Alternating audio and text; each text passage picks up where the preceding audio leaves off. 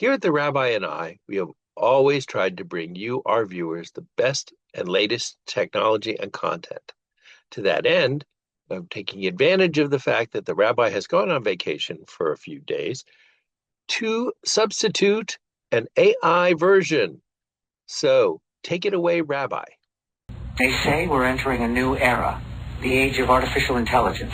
And as a rabbi who's seen more than 4 decades of change, from cassette tapes to iPhones, from handwritten Torah commentaries to live-streamed Shabbat services, I've learned that the Jewish response to innovation is not fear. It's curiosity, it's discernment, and it's asking better questions.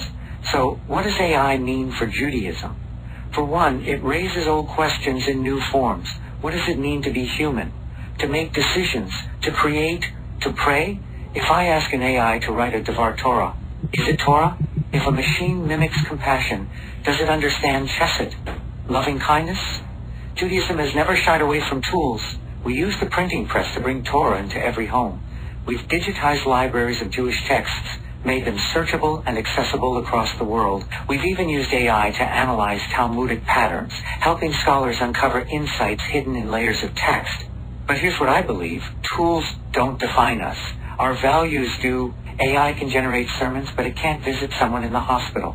It can give you Jewish facts, but it can't hold your hand during grief. It can simulate prayer, but it doesn't know the trembling awe of standing before the divine. In Judaism, the highest form of wisdom isn't just knowledge. It's action with intention. It's how we treat the stranger, how we wrestle with moral ambiguity, how we walk humbly with God. So as AI grows more powerful, our task as Jews is not to compete with it, but to ground ourselves more deeply in what makes us human: empathy, responsibility, tradition, and sacred choice. In the end, AI might help us answer questions faster. But Judaism teaches us that the most meaningful questions are the ones we sit with, wrestle with, just like Jacob did. And sometimes the wrestling itself is the blessing. So let's walk into this new era with open eyes, open hearts, and an ancient compass that's guided our people through every revolution yet. Joe, I just saw I was listening to my AI. I just came back from vacation. Skippy is doing such a great job. You know what? Retirement is going to be better than I ever thought. So you're one of those people that thinks that AIs can do just as good a job as human beings. I must confess, I'm a little surprised, Rabbi. Not just as good a job, I think Skippy is doing a better job. Hey, no one ever listened to me in the past. No one ever followed any of my suggestions. So how much the better that an AI is telling them what to do? Well, I'm not sure I would agree with that. I know many people who've told me on more than one occasion about your wisdom and how much they appreciate your guidance and counseling. And maybe our fan base doesn't show it. Speaking of which, click like or follow. We appreciate it. It doesn't cost you anything and it helps out a lot. But artificial intelligence is getting better every day. And it's remarkable what I see when I talk to people on the phone, and it turns out they're not real people. When I interact with computer systems and they answer me and they Mhm. give me suggestions.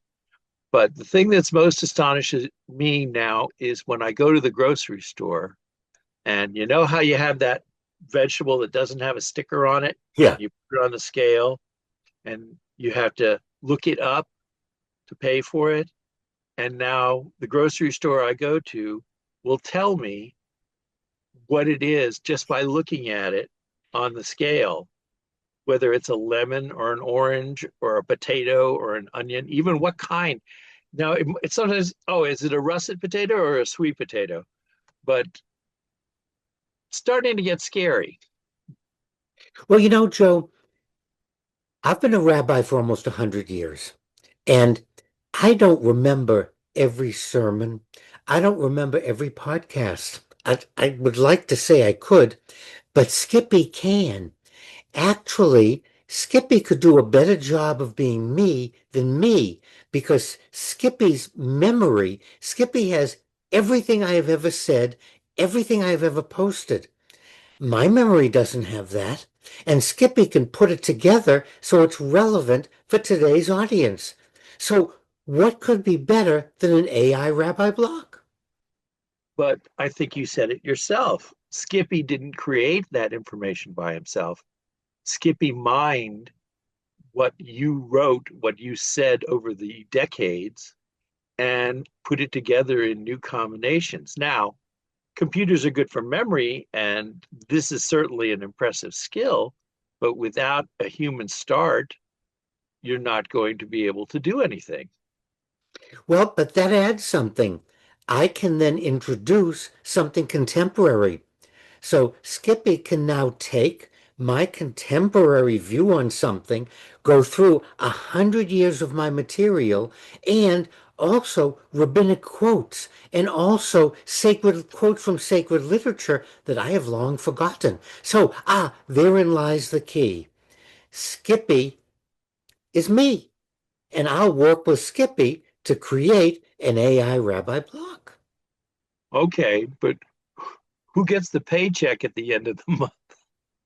That again, you just hit it. He works for nothing. And so, please, I accept all contributions and weddings, bar mitzvahs, b'nai mitzvah, anything you like, I'll show up in person.